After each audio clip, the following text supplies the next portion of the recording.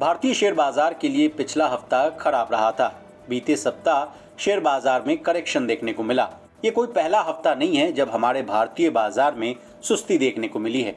सुस्ती का माहौल पिछले 4 सप्ताह से देखने को मिल रहा है। निफ्टी पिछले सप्ताह 0.50% गिरकर 19,265.80 के लेवल पर बंद हुआ है।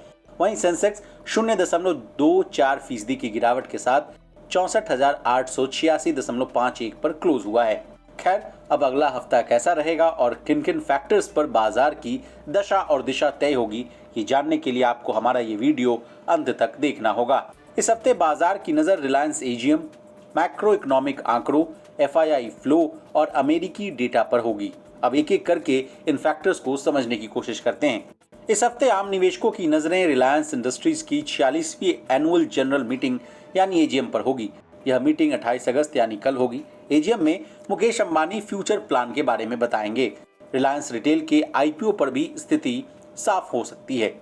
वहीं जियो फाइनेंशियल के लिए भी बड़े ऐलान किए जा सकते हैं। जियो फिन किन सेक्टर्स में काम करेगी, इसका भी पता कल के एजीएम में लगेगा।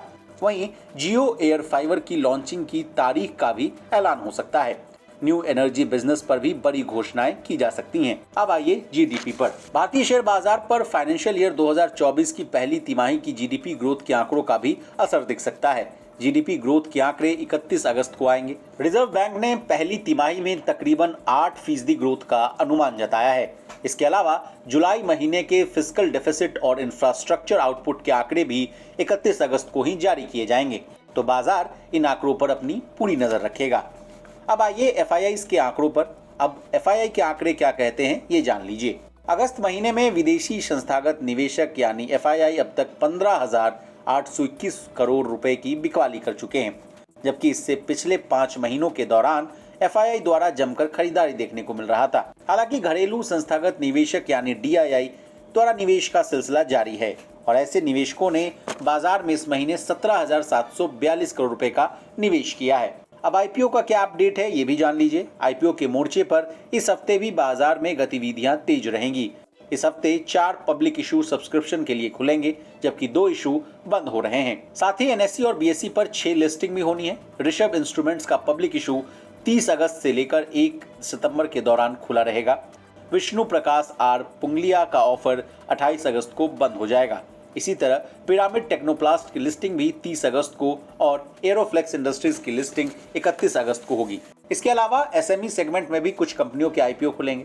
अब जाते जाते निफ्टी और बैंक निफ्टी की कैसी रहेगी चाल, ये भी जान लीजिए। निफ्टी का सपोर्ट लेवल 19,230 से लेकर 19,190 के आसपास होगा।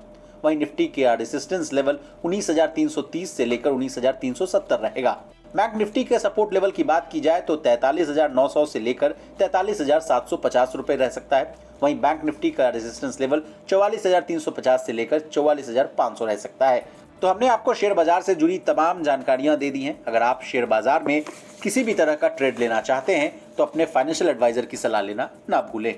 ब्यूरो रिपोर्ट, बिज़ तक।